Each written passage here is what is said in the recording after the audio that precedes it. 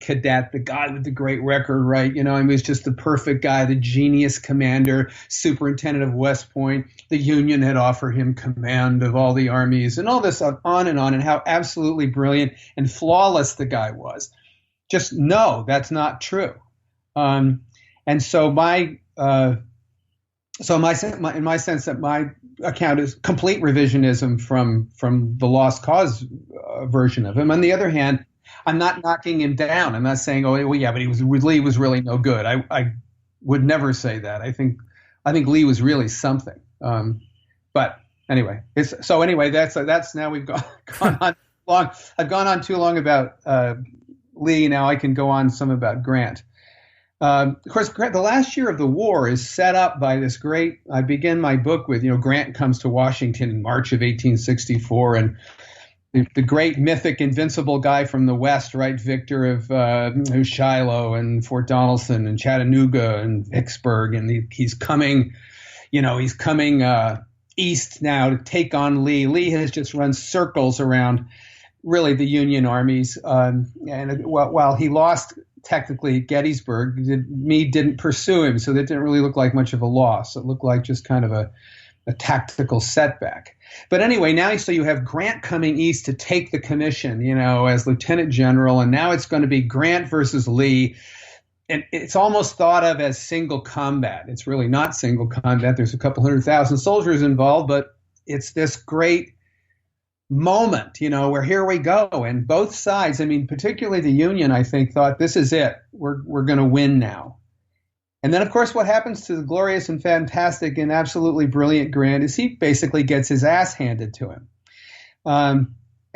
Wilderness is a worse setback, except for the fact that Grant didn't see it that way. You could argue that it was a worse setback than Chancellorsville. The only difference is instead of fleeing, Grant very famously marched by his left and continued on into Virginia.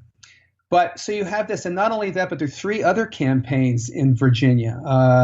There's one in the Valley, there's one in Western Virginia, there's the Butler campaign and the Army of the James. They're all disasters. So all Grant's great plan, the great genius, he comes, and we have this horrible high casualty stalemate, virtually wilderness, Spotsylvania, Cold Harbor, down to Petersburg, where everything just stops in the armed trenches, right? And this is in June of 1864. And so he's saying, how brilliant does Grant look here? How brilliant is this guy? How brilliant is he considering what he just did? And of course, this is the time of the greatest gloom and despondency in the North. They wonder, this means Lincoln is going to lose the election. But what I argue with Grant, though, it's sort of like Lee, but actually that moment of stalemate in the armored wastelands at Petersburg in June, July of 1864, is when Grant actually seizes control of the war in a way that it's never been done before. He outflanks finally the War Department. He neutralizes them. He allies himself with Lincoln in this spectacular alliance between them. He completely seizes control to the extent that his camp at City Point, which is down near Petersburg on the river, his camp at City Point becomes the center of the military universe. Everything's coming in and out of City Point. His messages are going out. He's making these alliances. He's holding Lee in place while he's moving against Lee on all these other fronts, this time successfully. It's quite, I won't go into all the details, but it's quite brilliant, and it's the most brilliant, and what Grant did was the most brilliant thing about Grant, and he did it while sitting at City Point, ostensibly mired in this complete standoff in the trenches of Petersburg and Richmond. So, I guess I see it more complexly than other people. Grant to me is a towering genius, and that was the proof of it. Well, one factor too, and just to give a very brief summary of Civil War historiography to listeners who don't know about it, after the Civil War, many of the histories were written by Confederate generals and others that produced the lost cause myth that the Confederacy had more brilliant commanders and the North essentially won due to superior resources, even though Grant was a butcher and a drunkard and Lee was a genius, as you described. Now there's been pushback against this for the last, I don't know how long, several years. One book that's an example of this is Edward Bonekemper's Grant and Lee, Victorious American and Vanquished Virginian, which argues that Grant overall was a much better strategist and could see the different factors of waging a total war that allowed him to win, whereas Lee, brilliant as he was on the battlefield, saw himself more as the leader of the Army of Northern Virginia and not harnessing all the resources of the Confederacy in concert, and thus couldn't win a total war. Where do you think you fall on the spectrum of these different sort of theses on the Civil War? Well, let's see. To answer first of all, to answer your question, Lee was not in command of any Confederate armies other than the Army of Northern Virginia. Mm-hmm. Grant eventually was. I think that's an unfair comparison. I know these people parse this 6 ways to Sunday, but I mean, Lee never was. Right. Lee was never in command of any of those armies, Hood or Johnson or the armies in the West. I mean, never. He never had any control. Not only that, but Davis, who was a West Point graduate, of course, former Secretary of War, fancied himself very much a military guy and a tactician and a strategist. And Lee, it would have been far better for the Confederacy if Lee had been given command of all armies well earlier, and I think things would have gone much better for the Confederacy if that had been true. Davis was incompetent on many levels. The level on which he was most incompetent was dealing with his generals, and you see the feuds with Bragg and Johnston and people like that, and Beauregard. They're just crippling. I mean, they're as bad as Stonewall Jackson's feuds with. I mean, it's just they're like crazy level feuds. But where I stand in the revision, right? Grant was portrayed for many years as a corrupt drunk, and the guy who was just, he was just throwing, blue-coated soldiers into the chopping machine to die, and he didn't really care, and because there were so many of them, and he would eventually win, and that was indeed this view, and we start to see that changing probably in the 70s or the 80s, I guess. And to me, the great revisionist change, at least in biography, was Gene Edward Smith's book, which I would recommend to anybody. It's a phenomenal work, and it kind of incorporates. I think it's around 2000, maybe late 90s, but it incorporates a lot of the kind of revisionist thinking that had gone on about Grant. Grant has been totally rehabbed here. And Sherman has to an extent too. I mean, the Sherman, the absolutely evil Sherman, who just burned the entire South for no particular reason. That Sherman has been rehabbed too. I think correctly, but I mean, Grant. Well, I don't know. If you ask me, Grant was a great man. I mean, that's my feeling about it. I would be on the side of the Gene Edward Smith biography. Hey everyone, Scott here. We're going to take a very short break for a word from our sponsors.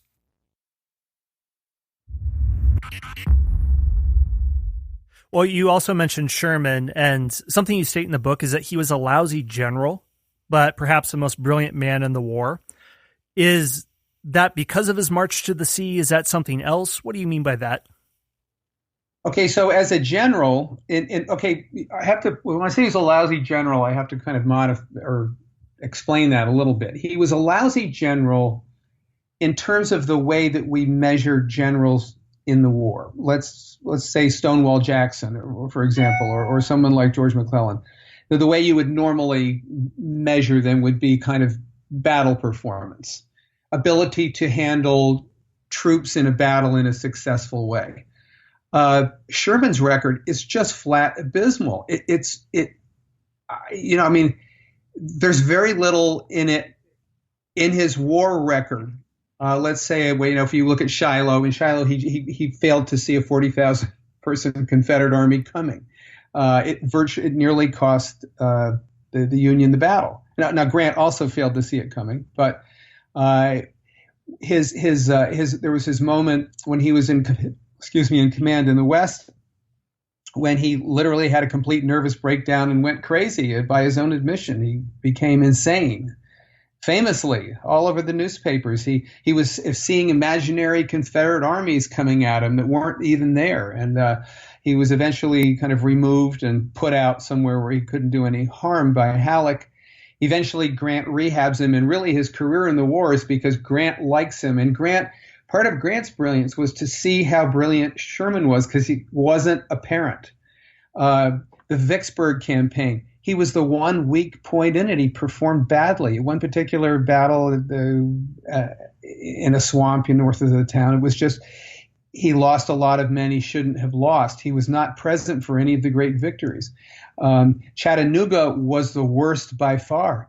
Missionary Ridge, that was just an absolute disaster. I mean, you can really read anything. This is not me who's saying this. I mean, Sherman's failures of reconnaissance, failure to move, failure. He was supposed to be the man around whom that battle, Grant's famous victory, was built. In fact, he had virtually nothing to do with it, and it was a drag on it. Now, why does Sherman stay there then? Why does he get promoted? Because Grant thinks he's great. Grant's battle reports on Chattanooga are lies. Look, I'm an admirer of Grant. They're flat lies. He's covering for Sherman. Okay, so I don't think if you got the individual books about the Battle of Vicksburg, for example, or the Battle of Shiloh, or the battles of Chattanooga, there would be nothing here to contradict what I'm saying. I'm not this isn't just Sam Gwynne's wild theory about Sherman being not a very good field commander. Now, he would later prove to be an absolutely stunningly good administrator and a person in terms of moving an army and doing that kind of thing. He'd do that really well, but the fighting, no. So what was he brilliant at then? What he was brilliant at was basically seeing the war in a way that nobody else saw it. And the origins of that were in when he was made military governor of Memphis. First of all, this was after Shiloh, and then later in a march that he made across the state of Mississippi. And in Memphis, there was this problem of guerrillas that he had. He was military governor up there. He had to deal with, all this kind of irregular warfare around the town, and it just drove him crazy. And Confederate guerrilla groups were shooting at Union boats on the river, passenger and freight boats coming down the river, and so at some point Sherman just said, "Okay, every time y'all do that, I'm going to deport. You do that, I'm deporting 30 families." And they said, "Well, you can't deport. Where are we going to go? We're going to starve to death." People in the North said that too. Said, "Nope, deporting you." So the next time it happens, okay, the 10 leading citizens of the town are deported, and then. There was this one particular case where, some sharpshooters were shooting at Union passenger ships. Sherman went and burned a town to the ground. He said, "I don't really care. I'm not even going to look for who did this. I don't care." He said, "You are collectively responsible for your own fate." This horrified people in the South, for sure. It was the origin of people not liking Sherman. Horrified people in the North. How can you do this to poor families? Sherman's point, they're all the enemy. And they are responsible collective for their actions. He then, the prototype for the march to the sea was a march after Vicksburg. He got permission from Grant, and he took an army. They cut loose from their supplies, fanned out 20 miles, and marched straight across Mississippi, destroying everything, everywhere they went. And it was absolute prototype. People were, how can you do this? These are ordinary people. You're destroying their crops and their fields, and you're destroying their means of livelihood. He said, no, he one of the things he said at some point was, I want to make individual ruin synonymous with the loss of the war. In other words, you yourself personally are going to be ruined. He then, of course, does this in Georgia, and then in a much worse way in South Carolina. I mean, they were kind to Georgia, actually, compared to what they did, because they were ordered not to do certain things in Georgia. When they got to the South Carolina border, South Carolina being the cradle of the Confederacy and where secession began, they got to that border, and then all of the barriers were taken away, or all the limits on them. And they just went and deliberately burned everything. They showed what a 60,000-man army could do if it really, really wanted to burn everything, which it did. And this was, so what Sherman emerges as is the apostle of the hard war. And he did, and by the way, his marches through Georgia and South Carolina, when he started them, he also did this astounding thing. He had this whole Confederate army commanded by, Hood, John Bell Hood,